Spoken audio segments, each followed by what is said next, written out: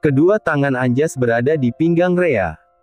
Kabut matanya penuh cinta dan pesona mendalam saat menatap perempuan yang sedang bergerak pelan di atas tubuhnya. Anjas jatuh cinta berkali-kali pada istrinya sendiri. "I love you, Yang." Suara Anjas terdengar parau, jemari tangannya membelai rambut Rea yang berantakan. Lalu jempolnya mengusap bibir istrinya yang merah dan basah. Rea menunduk, menyatukan bibir mereka. Tadi menolak mentah-mentah, perlu dibujuk sedemikian rupa. Sekarang dirinya yang paling menggebu. Rea tidak menafikan hal tersebut. Begitu tuntas, Anjas perlahan mengakhiri penyatuan dan berbaring di sebelah Rea. Semenjak Rea hamil, Anjas tidak berani ambruk di atas tubuh sang istri. Anjas menarik selimut, menutupi tubuh keduanya yang berkeringat. Rea miring menghadap suaminya, mengusap dada bidang dengan gerak pelan. "Maaf ya, Mas. Tadi aku sempat ngomel." Rea mengulum senyum. Itulah sikap Rea yang disukai Anjas. Tidak ragu dan malu meminta maaf atas hal-hal kecil. "Nggak apa-apa, Yang. Sejak satu atap sama kamu, aku jadi ngerti bahasa wanita." Menolak artinya iya, terserah artinya iya juga, kata Anjas. Nggak gitu juga, Mas, sangkal Rea. "Ngaku aja, Rea sayang." Anjas mendekap istrinya. "Makasih atas enak-enaknya, sekarang boleh bobo." "Selamat malam anaknya papa." Rea malas memakai pakaiannya. Malah memeluk lengan Anjas dan jatuh dalam lelap. Begitupun dengan Anjas, dia juga cepat pulas karena berhasil bercuinta. Pukul 4 pagi, Anjas membangunkan Rea. Menaruh pakaian sang istri di tempat tidur. "Mas Anjas, boleh tidur 30 menit lagi?" rajuk Rea. "Yang, kita harus berangkat jam 6. Kamu perlu mandi dan keramas," kata Anjas, yang berdiri di sisi ranjang. "Sudah berpakaian lengkap. Bentar, papa aja." Rea menggeliatkan tubuhnya, memejamkan matanya lagi. "Rea." Anjas menarik pergelangan tangan istrinya yang malas-malasan bangun. "Iya, ini bangun," sahut Rea, membiarkan tubuhnya ditarik sampai posisinya sekarang duduk. Dia meraih bra, memakainya terlebih dahulu. Lanjut daster, celana dalam, celana training, terakhir jaket. Rea menggelung rambutnya, dia perlahan-lahan turun dari pembaringan. Sementara Anjas melipat selimut dan merapikan tempat tidur juga bantal. "Yuk." Anjas menggandeng tangan Rea, keduanya keluar kamar. Menuruni anak tangga. "Pulang dulu, Ma. Kami akan bersiap-siap berangkat ke Semarang." Salwa yang baru saja keluar kamar, menyahut cepat, "Hati-hati, Jas. Ingat, bawa istri dan dede bayi." "Iya, Mama." Anjas mengeluarkan motor dari garasi. Di luar rumah aktivitas pekerja terlihat sibuk. Anjas sempat menyapa mereka. Udara pagi lebih terasa dingin ketimbang waktu malam. Menyebabkan Rea memakai tudung jaket supaya aman dari terpaan angin. Sesampainya di rumah, Rea bergegas masuk, membuat susu untuk dirinya dan kopi untuk Anjas, yang mandi terlebih dahulu. Sesuai janjinya, Anjas membantu mengeringkan rambut Rea yang makin panjang. Beberapa waktu lalu, Rea ingin merapikan rambut dan mengurangi sekitar 10 cm, tetapi belum sempat. Anjas juga yang memasak nasi goreng untuk sarapan. "Sepertinya suamiku lebih ahli memasak," komentar Rea. "Aku jadi insecure." "Masakanmu udah lumayan, makin lama pasti jago," sahut Anjas, mengambil acar timun yang tersimpan di kulkas. "Benarkah?" Kedua mata Rea tampak berbinar-binar. "Aku nggak bohong, Yang," jawab Anjas, menyajikan sepiring nasi goreng dengan telur ceplok favorit Rea. Tidak sia-sia kena cipratan minyak panas, dan tidak rugi waktu karena betah berlama-lama di dapur. Pasti ada hasilnya.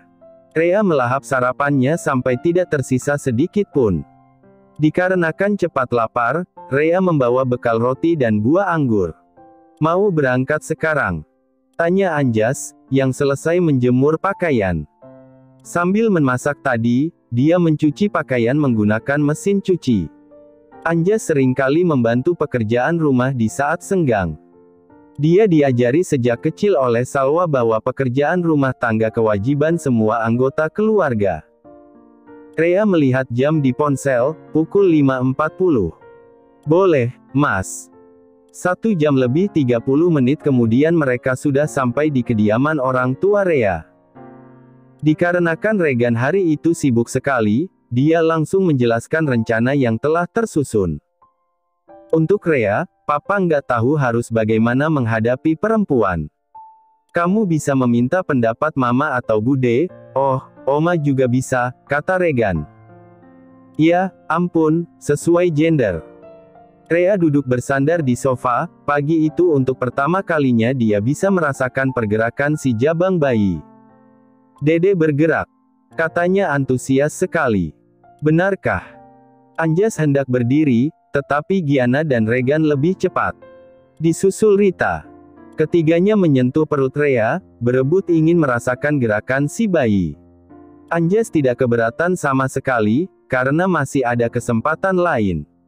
Dede bayi takut karena kalian main keroyok, gurau Rea. Kalian sudah sarapan? Tanya Giana. Sudah, Ma, jawab Anjas. Memang Mama masak apa? Kebetulan aku lapar lagi. Rea beranjak dari sofa. Urap sayur. Bude Lilis yang masak. Anjas mau minum apa? Giana bertanya lagi. Nggak perlu repot-repot, Ma. Nanti aku buat sendiri, sahut Anjas. Di dapur, Rea memulai percakapan mengenai Ines. Sentilan apa yang kira-kira tepat untuk perempuan itu? Padahal dia sedang hamil, bukannya fokus pada kandungan, ucap Rea, mengambil nasi merah. Mama juga tidak menduga. Mama pikir, Ines itu frustrasi karena pernikahannya dengan Bima. Aku makan dulu, Ma. Ya, nikmati sarapan keduamu. Giana mengulum senyum, porsi makan Rea lebih banyak daripada biasanya. Anjas mengendarai mobil sedan milik mertuanya, Mercedes-Benz yang pernah dipamerkan Nur di status. Anjas berpakaian rapi, kaos dan celana panjang serba hitam, kacamata pun hitam. Kecuali sepatu kets yang berwarna putih. Mobil sedan itu memasuki pelataran restoran. Parkiran penuh, tapi Anjas tidak risau sama sekali. Karena sudah diberitahu ada tempat kosong yang khusus disediakan untuk parkir. Seorang petugas keamanan menggeser pelang bertuliskan parkir khusus VIP. Anjas terheran-heran sendiri, bagaimana petugas itu tahu. Papa Regan benar-benar membuatku seperti di film-film, gumam Anjas seraya memarkir mobil. Anjas turun dari mobil. Berjalan memasuki restoran. Seorang pramusaji berseragam serba coklat menyapa terlebih dahulu lalu mengantar Anjas ke meja yang juga sudah tersedia. Silakan, Pak Anjas, kata si pramusaji. Dalam hati bertanya-tanya, kenapa mereka juga mengenali dirinya. Anjas melepas kacamata hitamnya. Meluaskan pandangan. Seorang lelaki sedang bicara di depan, menceritakan bagaimana merintis usaha dari nol. Saat menoleh ke kanan, Anjas melihat Tiko yang duduk di meja lain. Tiko menatap tajam penuh tanda tanya. Anjas tersenyum dan mengangguk. Hei, kamu tidak pernah terlihat sebelumnya. Seorang perempuan duduk begitu saja tanpa permisi. Dia mengenakan kaos ketat merah tua dan rok panjang motif bunga. Bisa dibilang aku anggota baru. Oh, ya. Seharusnya aku tahu jika ada anggota baru. Karena ayahku yang mencetuskan ide komunitas ini. Oh, begitu. Mungkin ada yang terlewat olehmu, tukas Anjas. Aku Vanessa. Putri pemilik restoran Ramses. Vanessa mengulurkan tangan kanannya. Anjas. Anjas menangkupkan kedua tangannya di depan dada, menyebabkan Vanessa mengernyit keheranan. Kamu nggak mau salaman? Iya. Karena Anda wanita. Vanessa tersenyum sinis. Lantas meninggalkan Anjas sendirian. Laki-laki tampan yang aneh. Anjas melihat ke arah Tiko. Memastikan si perusuh tidak meninggalkan ruangan. Cuplikan-cuplikan foto anggota komunitas dari 6 tahun yang lalu terlihat di layar proyektor. Bergerak terus sampai pada foto Tiko dan anak buahnya yang menukar sayuran. Mulai terjadi keriuhan. Bagi Anjas hal tersebut sering terjadi di film-film. Tapi bagaimana Regan melakukannya? Bertambah ricuh, karena masing-masing orang menerima kiriman video yang sama melalui pesan, disertai penjelasan kalau Tiko telah berbuat kecurangan dan kejahatan yang merugikan Anjas. Diakhiri dengan, kejahatan tikus. Diawali hanya menggerogoti ujung sepatumu. Berhati-hatilah. Anjas berjalan menuju meja Tiko. Rasanya ingin sekali memberikan bogem mentah. Alih-alih melakukannya, Anjas hanya mencengkeram kuat bahu Tiko. Bagaimana, Pak Tiko? Apa masih ingin bermain-main denganku? Dapat salam dari Ines. Siapa backinganmu? Kamu hanya petani, tengkulak dan supplier sayur. Baking powder. Ah, baking soda juga. Anjas memakai kacamatanya, berlalu dari ruangan itu. Anjas mengarahkan mobil menuju kantor Regan. Ingin mengucapkan terima kasih karena bantuan yang sangat menakjubkan. Keren sekali mertuanya. Gedung 2 lantai itu cukup luas, bercat abu-abu muda. Anjas telah sampai di depan ruangan Regan. Mas Davi. Anjas setengah terkejut melihat Davi di balik meja sekretaris. Hei, calon papa. Mau ketemu mertua? Iya. Duduklah dulu. Beliau sedang ada tamu. Davi menarik kursi bulat berwarna kuning tua. Sementara menunggu, Anjas dan Davi terlibat obrolan mengenai Regan. Davi menceritakan siapa dulu Regan sewaktu muda.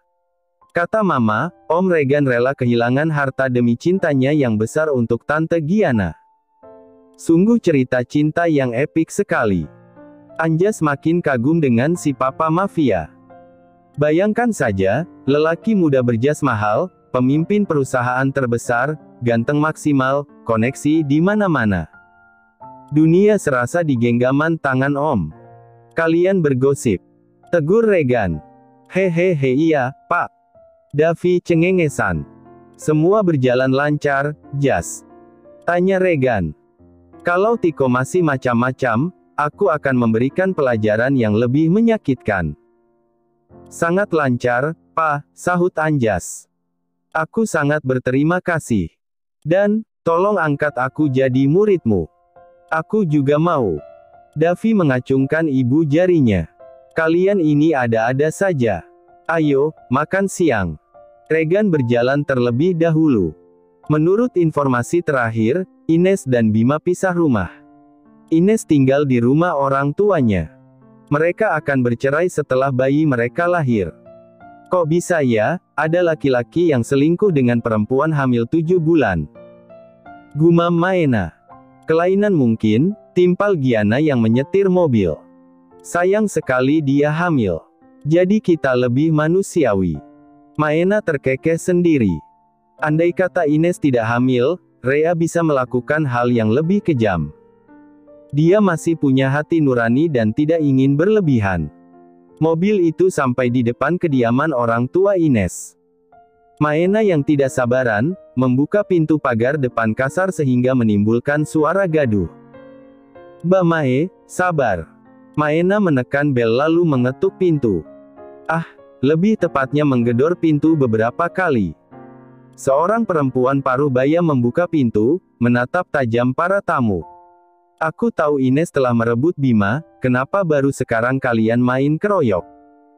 Wita marah-marah. Aku juga sudah minta maaf padamu, Giana. Ini bukan masalah Bima, Bu Wita. Ini mengenai putrimu. Dia ada di rumah. Giana mengontrol emosinya. Heh, Nenek Lem. Mbak Maena. Tolong lebih anggun, sela Giana. Bicara denganku saja, kata Wita, yang tidak mempersilakan duduk. Giana yang menjelaskan mengenai Ines yang berusaha merusak usaha Anjas, foto-foto Ines bersama Tiko juga dikirim lewat WA. Silakan cek HP-nya, Bu Wita. Aku tidak asal bicara, kata Giana. Wita masuk rumah, tidak lama kemudian kembali di ambang pintu. Mereka hanya berteman, kalian salah duga. Teman kok ciuman. Buta. Maena bersedekap, dan menatap setajam pisau. Bu Wita, aku nggak mempermasalahkan Ines menikah dengan Bima, maupun sekarang selingkuh dengan suami orang. Bagiku yang terpenting kenapa dia mengganggu usaha suamiku. Suruh Ines keluar, aku tidak segan-segan melaporkan Ines ke pihak berwajib, ucap Rea. Tidak perlu memanggilku, Ma. Ines muncul di belakang Wita. Akhirnya keluar dari goa. Rea memandangi Ines dari ujung kaki sampai ujung rambut. Apa kau punya buktinya, Rea? Ines tersenyum miring. Ada. Kamu ingin mendengarkan suara kekasihmu. Rea mengeluarkan ponsel. Tiko telah menggakuinya. Senyum sinis Ines hilang seketika. Dia mendapatkan ide berbuat jahat karena kebetulan melihat Anjas mengantar sayuran. Lalu mengiba meminta bantuan Tiko. Ines benci mengetahui Rea hidup bahagia setelah menikah dengan Anjas. Aku membencimu, Rea. Gara-gara kamu Bima tidak memperhatikan aku. Mengabaikan anak kami. Teriak Ines. Kamu sakit, Nes. Rea berkata lirih. Aku sangat membencimu. Kamu punya segalanya, bahkan punya suami yang penyayang. Kenapa hidupmu sangat sempurna? Ines seperti orang kesurupan. Nes, tenang. Wita mengguncang bahu Ines. Bu Wita, nasihati anakmu. Jika dia macam-macam lagi, aku tidak segan-segan melaporkan perbuatannya, tegas Diana. Jika macam-macam lagi, aku akan melarung Ines di Laut Utara. Sesajen buat penghuni laut, kata Maena. Aku serius. Mereka bertiga makan di kantin yang berada di bagian belakang gedung. Kantin tersebut cukup luas dengan bangku-bangku kayu. Kanan kiri tidak bertembok, sehingga tidak membutuhkan pendingin. Memanfaatkan semilir angin. Pohon jambu, mangga, dan 2 cemara berjejer di sebelah kiri. Regan sedang menerima telepon dari Yo, yang berhasil mendapatkan pengakuan dari mulut Tiko sendiri, bahwa Ineslah dalang yang sebenarnya. Rekaman suara Tiko dikirim ke Rea. Kalian pulang sore ini? Tanya Regan. Iya, Pak. Kalau Rea capek, aku pulang dulu. Karena nggak bisa meninggalkan pekerjaan, jelas Anjas, yang memesan soto Bandung. Apa Rea sekarang melabrak Ines? Davi penasaran. Rea ditemani Mama dan budenya. Tapi mereka nggak akan main fisik, karena Ines mengandung. Sepertinya Rea tidak tega. Regan menghela napas panjang. Davi mengangguk-angguk. Memahami sikap Rea yang welas asih di balik kelakuan yang random, galak dan konyol. Karena Rea dalam kondisi yang sama. Sifat keibuannya mulai muncul. Dia bisa menjambak rambut Ines dan menarik kuat-kuat. Tapi ada jabang bayi yang nggak bersalah, kata Anjas, matanya menerawang. Membayangkan wajah Rea yang teduh. Benar juga. Malah nanti kita yang dituntut. Davi menimpali, lalu beralih menanyakan foto-foto perselingkuhan Ines dan Tiko. Yo sudah mengirim foto-foto tersebut pada istri Tiko, ungkap Regan. Aku pikir akan dibeberkan di acara komunitas itu, tukas Davi. Nggak bisa, Davi. Itu ranah pribadi, bisa dituntut. Sedangkan masalah dengan Anjas adalah kejahatan, Tiko nggak mungkin berbalik melapor ke polisi. Ada hal-hal yang harus dipikirkan sebelum bertindak. Regan meraih segelas es kopi. Jas. Jadi berguru atau enggak? Tanya Davi. Enggak jadi. Sudah jadi mantu. Anjas tertawa kecil. Nanti kalau ada masalah minta bantuan lagi. Gampang itu, yang terpenting kamu membahagiakan Rea. Regan menepuk pundak menantunya. Itu yang utama, Pak. Anjas menukas.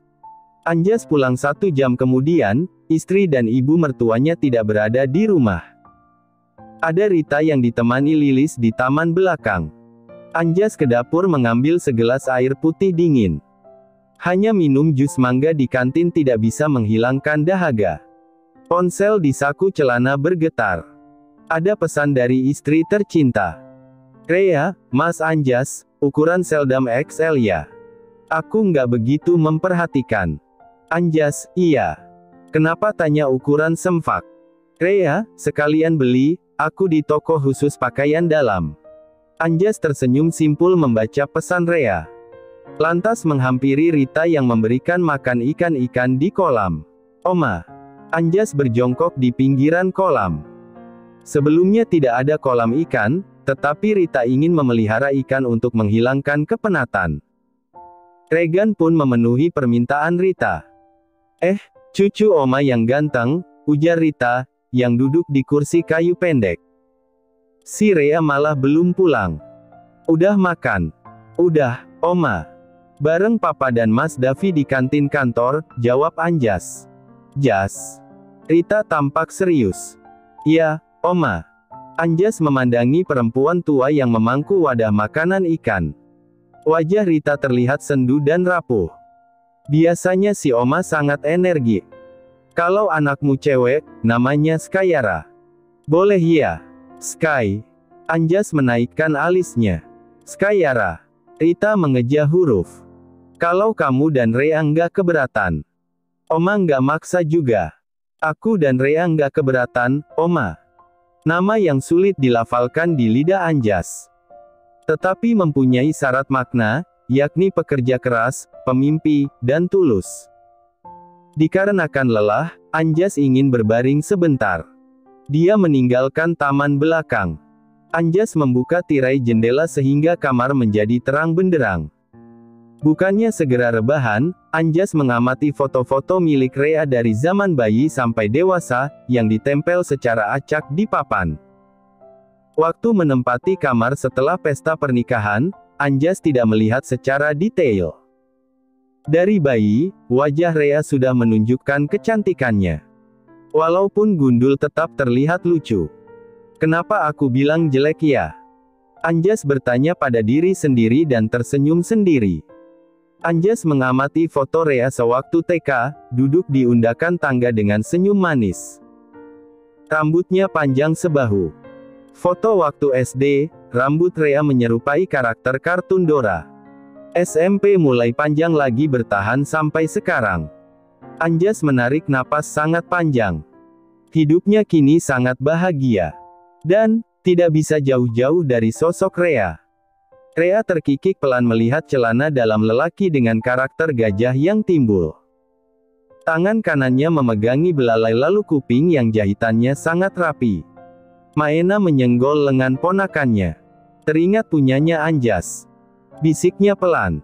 Kalau kondisi tidur ya segini, Bude. Kalau on fire, ulala. Rea menutup bibirnya, menahan gelak yang meledak. Astaga, bisa-bisanya membayangkan milik sang suami. Kalian berdua ini, nggak tahu tempat ya. Giana menghardik. Beli aja, Rea. Buat lucu-lucuan, kata Maena. Nggak deh. Mubazir, Bude. Nggak mungkin dipakai juga. Rea menaruh kembali celana dalam tersebut.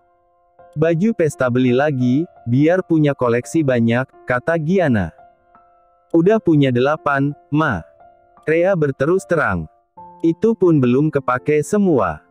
Rea membeli 5 bra dan 8 celana dalam. Menurut Giana, setelah melahirkan Rea akan membutuhkan bra lagi. Yakni yang khusus untuk menyusui. Karena ragu, si Bumil hanya membeli 1 pack isi 3 pack celana dalam untuk suami. Giana yang membayar di kasir, sementara Rea duduk di bangku tunggu. Mengurut kakinya yang pegal. Semenjak hamil, dia mulai sering merasa kelelahan. Maena pulang terlebih dahulu menggunakan taksi online karena Dania berangkat kuliah siang, sehingga Wening di rumah sendirian. 30 menit kemudian, Rea dan Giana sudah sampai di rumah. Rea mengambil segelas air putih dingin. Selama hamil kurangi es, tegur Rita saat melihat Rea menambah es batu. Di luar panas banget, Oma. Butuh penyegaran. Nggak tiap hari, kok, kata Rea. Anak muda sekarang, kalau dibilangin pasti banyak alasan, gerutu Rita pelan, yang melangkah ke arah dalam rumah. Rea terbengong-bengong. Lalu menggaruk kepalanya yang tidak gatal. Sudah sepuh, Mbak Rea. Harap dimaklumi, ujar Lilis. Oma juga kadang marah-marah sama saya, nggak seperti dulu pokoknya. Gitu ya. Rea duduk di kursi meja makan, meneguk air putih sampai habis. Udah mulai pikun juga, Mbak. Tapi nggak setiap hari marah-marah. Rea meletakkan gelas di meja. Mas Anjas di mana, Bude? Di kamar, Mbak. Rea beranjak dari kursi. Berjalan pelan meniti undakan. Tangan kanannya membawa paper bag. Mas Anjas. Panggil Rea pelan seraya membuka pintu. Anjas terlihat tidur telungkup tanpa mengenakan kaos, sehingga mengekspos punggung yang seksi. Rea menaruh paper bag di kursi. Kemudian pelan-pelan naik ke atas kasur. Berbaring di sebelah Anjas yang terlelap. Akhirnya pulang juga. Serak suara Anjas terdengar. Dia tidur miring, memeluk Rea. Aku ganggu tidurnya Mas Anjas. Enggak juga. Bagaimana misinya? Tanya Anjas, kedua matanya masih terpejam. Hanya mengancam dan menggertak, Mas. Enggak lebih. Sumpah, aku marah banget. Kalau nggak lihat perut besarnya, udah aku ajak duel, cerocos Rea. Kamu juga hamil, Yang. Anjas menyentuh perut buncit Rea. Sekarang masih marah. Udah hilang. Sahut Rea, menguap panjang. Kalau kamu capek, aku pulang duluan ya. Aku jemput hari Jumat sore, sekalian jemput Mahen, kata Anjas. Rea mengangguk dan mengeluh kakinya yang pegal. Anjas duduk di dekat kaki istrinya, mulai memijat lembut dari telapak kaki. Berapa biaya pijatnya? Canda Rea. Cukup diganti dengan bercinta, Yang. Sahut Anjas. Tambah capek, Mas. Rea memberengut. Nggak sekarang. Lusa aja.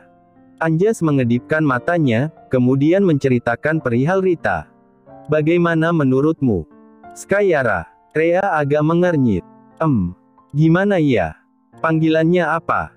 Sky, Ayah, Yaya, Ara, Rara, jawab Anjas. Rea menghela napas. Kalau cewek. Baiklah. Anjas berbaring lagi di sebelah Rea, ingin melanjutkan lelap yang sempat terjeda. Dia berencana pulang jam 5 sore. Rea menggeliat pelan, dia terbangun karena mendengar suara Juna dan Mahen yang entah meributkan apa. Kedua matanya mengerjap, Anjas sudah tidak ada di sampingnya. Terdengar suara pintu kamar mandi terbuka. Rea terbelalak melihat Anjas muncul dari balik pintu. Lucu juga boksernya. Anjas berjalan mendekati Rea. Karena nama belakang Mahesa, terus karena waktu kecil kita terikat boneka gajah. Kamu membelikan daleman gajah, Yang. Mas. Rea tidak kuasa menahan tawa melihat Anjas memakai celana dalam itu. Rea nggakak brutal. Ketampanan Anjas turun 99%. Kok malah nggakak? Anjas tadi terbangun, dan penasaran dengan isi paper bag. Dia menemukan suatu benda di luar BMKG. Bukan aku yang beli, Mas Anjas. Mama atau Bude Mae pasti sengaja melakukannya. Aku tadi cuma lihat dan pegang aja, jelas Rea. Gimana, tambah cakep nggak? Anjas bertanya, sebenarnya sudah tahu jawabannya.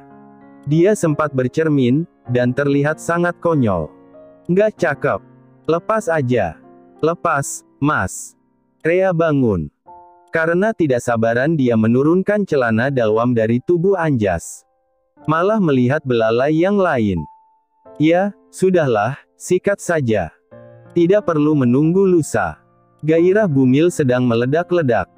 Anjas, sayang, aku nggak bisa jemput Jumat sore.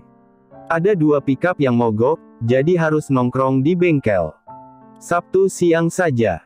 Rea tidak segera membalas, dia sedang di rumah Maena. Menemani Wening merajut. Lalu tercetus ide. Rea, aku diantar Mas Dapi. Sabtu pagi.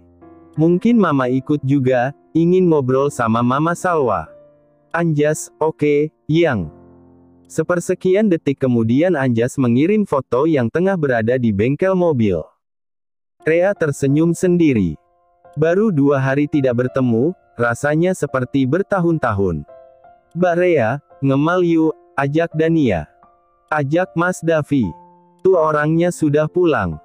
Tumben jam 4 sore udah pulang, gumam Rea. Alasan Davi pulang awal disuruh Regan dikarenakan pekerjaan sudah selesai. Dania langsung menodong minta ditemani Kemal. Aku mandi dulu, istirahat 30 menitan. Setelah itu berangkat. Davi jarang sekali menolak permintaan Dania dan Rea.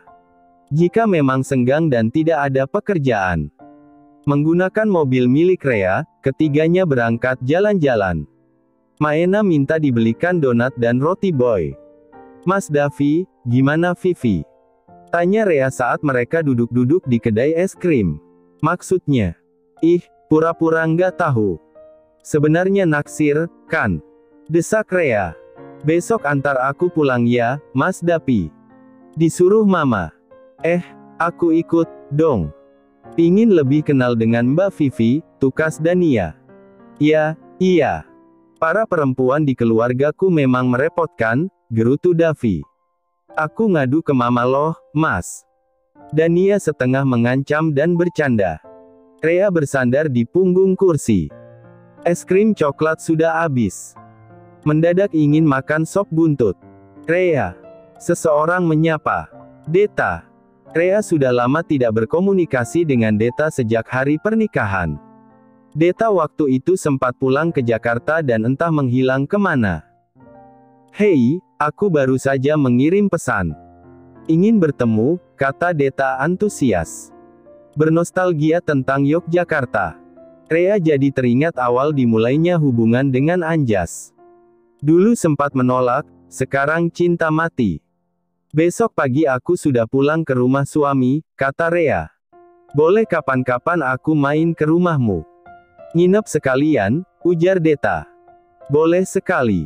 Kabari saja. Rea menyahut cepat. Obrolan mereka hanya sebentar, karena Deta juga bersama temannya. Rea baru menyadari, Dania dan Davi sudah menunggu di luar kedai. Mau kemana lagi, Ndoro-ndoro Putri? Tanya Davi. Beli apa ya? Dania melihat sekeliling. Udah nggak ada toko buku. Nonton aja yuk. Nggak bisa, Dan.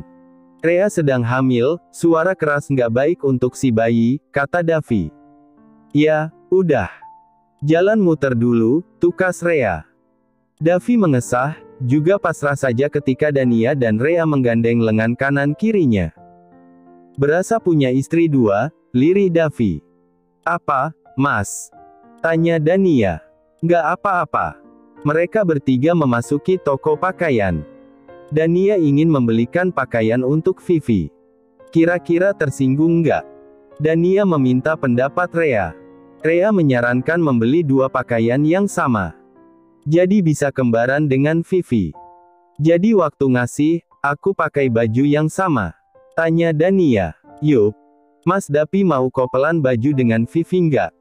Aku pilihkan. Rea suka sekali menggoda Davi. Nggak mau, jawab Davi. Rea membelikan tunik untuk Salwa. Sedangkan untuk Nur, Rea memilih kemeja putih dengan bordir bunga. Untuk Vivi gaun terusan biru muda polkadot. Sepertinya akan alot menjodohkan Davi dengan Vivi. Disebabkan sikap Davi yang lempeng kayak kayu kering.